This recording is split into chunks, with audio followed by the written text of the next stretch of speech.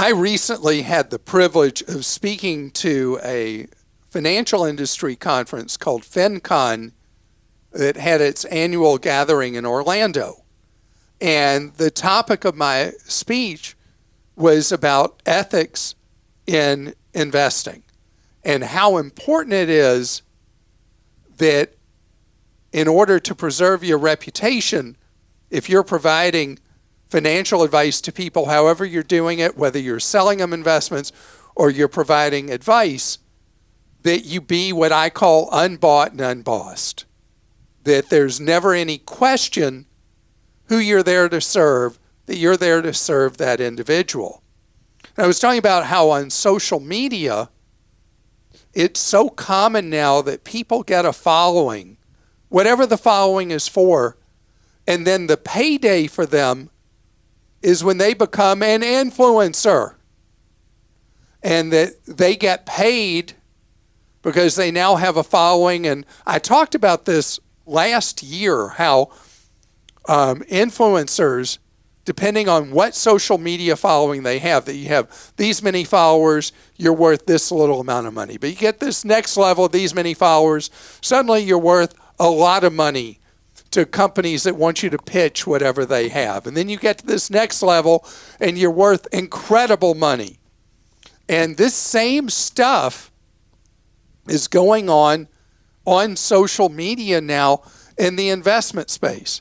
TikTok was really kind of the pioneer for it, but now it's very, very common that you will see pitches from people who are from generally the investment community, and those that are not, that they're pitching you stuff that you think is what they really think, but it's because pay for play. Someone has bought that opportunity for them to appear to be recommending something, but they're only saying it because they're getting paid to say it. And so you've got to be aware, even somebody who's been giving you good advice that you trust on social media, and then will say, hey, I think this is the great thing for you to get.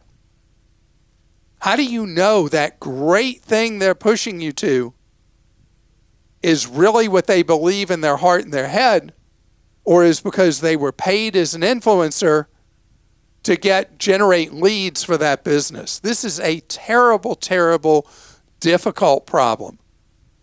I mean, what's my solution to it? You may find somebody on social media who you're really enjoying how they're teaching you fundamentals of investing, or building a portfolio, or strategies for living a more frugal life, or whatever it is. Take their strategies, but be very wary when they start recommending individual organizations, because you don't know, is that recommendation bought and paid for, or is it really what they believe? I've had the great fortune through my entire career that I have never, ever, ever, not ever done an endorsement once in my whole career. Not going to happen. Never has happened, has not happened, and will not happen. Because what I've got to offer is my belief in what I'm telling you. The trust that I have hopefully earned from you over time. But others are looking for a quick score. And that quick score can come, the temptation of the money can just overwhelm somebody, and they're like, okay, I got to do this. I mean, look at what they're offering me. You got to be aware that those temptations are out there, and be very, very wary when you get that pitch. Now, what if you're trying to hire somebody? Okay, this was really discouraging to me. There was an item in Barron's recently that said there are now 225 professional designations that people are adding to their name that are pitching financial advice. 225 different professional designations, many of which turn out to mean nothing.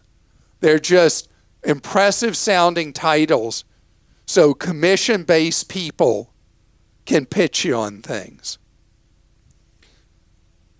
This is why it's so key that you learn the basics of investing and know them yourself.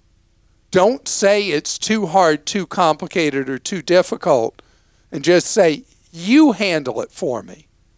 Because then that nice person with the gift of gab, before you know it, can win your confidence and be putting you in something that's either inappropriate or way too costly.